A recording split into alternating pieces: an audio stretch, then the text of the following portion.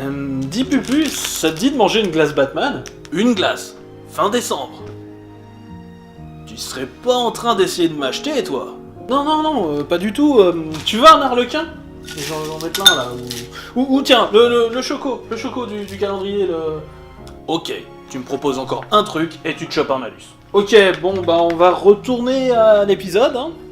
Et on va retourner dans le numéro 34 de Bizarre Adventures pour une histoire pas vraiment pour les enfants qui parle de meurtre. Et non, promis, ce coup-ci, c'est pas une tentative de corruption. Je sais que t'aimes bien le meurtre, mais voilà. Ouais. Se farcir nos amours, nos peines, nos haines, nos querelles. Pas de vacances, pas de dimanche, overbooké. Faut qu'il assure, toujours présent à l'appel. Pourtant il aimerait se faire un peu moins prier. Quand il descend du ciel, ce sera pas toujours pour se marrer.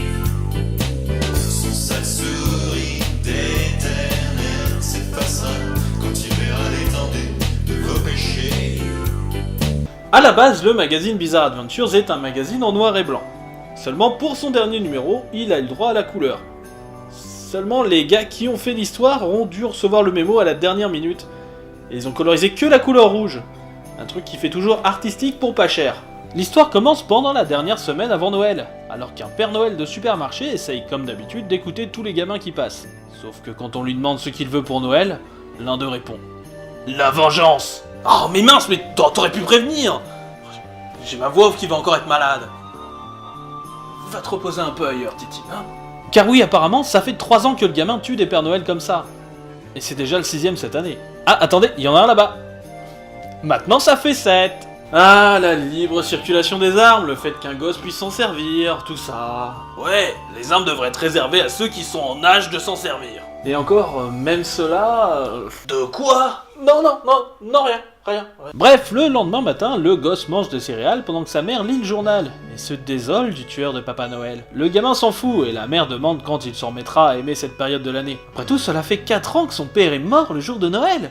On a donc le droit à un flashback via un fondu au noir littéral. Il y a 4 ans donc, père et fils ont entendu un bruit sur le toit, et ont été voir par la fenêtre.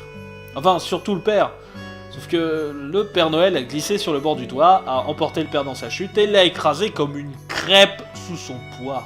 Et c'est absolument ridicule. Très drôle et très ridicule. Oh! Il n'y a pas de choix de vengeance qui serait ridicule. Il n'y a que... la douleur. Et la nuit de Noël, l'on retrouve notre petit... c'est vrai. Comment il s'appelle ce petit? Ils l'ont pas dit. Je sais. On peut l'appeler Bubule sinon. Oui bon. La mort de mon poisson rouge m'a beaucoup marqué. Je suis pour rien. Bon donc, le petit Bubule attend que le Père Noël arrive afin de le buter à la mitraillette. Et justement, le voici qui arrive. Oh, n'est-ce pas l'heure d'aller te coucher, mon petit?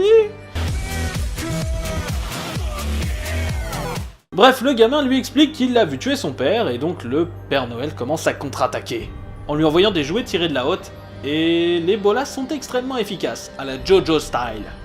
Et wham! Je sors mes boules!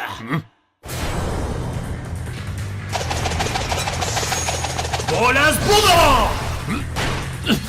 Et le Père Noël récupère la mitraillette et se prépare à achever le gamin, quand la maman arrive en criant le nom de Raymond. Raymond? Mais Raymond qui? C'est le nom du père ou celui du Papa Noël? Ou alors? Ouais, ça doit être celui du petit garçon. C'est vrai que ça aurait quand même été plus clair en le précisant à l'avance, bon sang. Le fiston récupère donc les bolas et assomme le Père Noël, avant de l'embrocher avec un tison de cheminée non loin. Ça y est, maman, le gars qui a tué papa. J'ai tué le Père Noël. Et malheureusement, on ne verra pas ce qui se passe juste après, puisque l'histoire saute à 10 avril plus tard. Mais on nous donne quand même un aperçu. Qui aurait cru que Ray réagirait comme ça pour stopper ce cambrioleur? Non, les policiers n'ont jamais compris pourquoi il y avait des rennes. Mais bon, on est à New York, c'est pas étonnant. Bon, il semble y avoir 3 millions d'abrutis, de misérables connards qui vivent dans le périmètre de Manhattan. Bref, Raymond revient ici pour passer quelques vacances chez sa mère.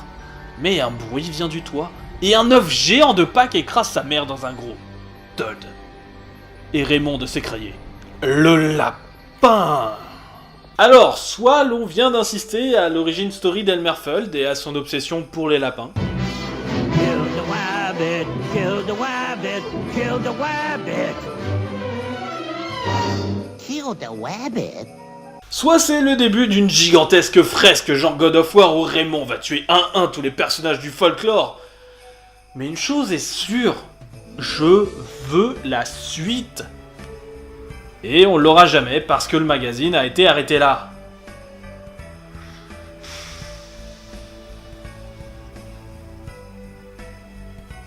Dis Pupu, ça te dit un comics Punisher pour demain? Ouais, et toi, ça te dirait un malus pour corruption? Bon, ok, pas de Punisher cette année. Bon, c'est vrai que ça ferait redite. Bon, bah du coup, on va parler de Thanos. Non, sérieusement, hein, un vrai comics de Noël émouvant et tout, avec Thanos. Et Gamora aussi, je vous la mets dans le lot. Hein. Alors, ça vous dit ?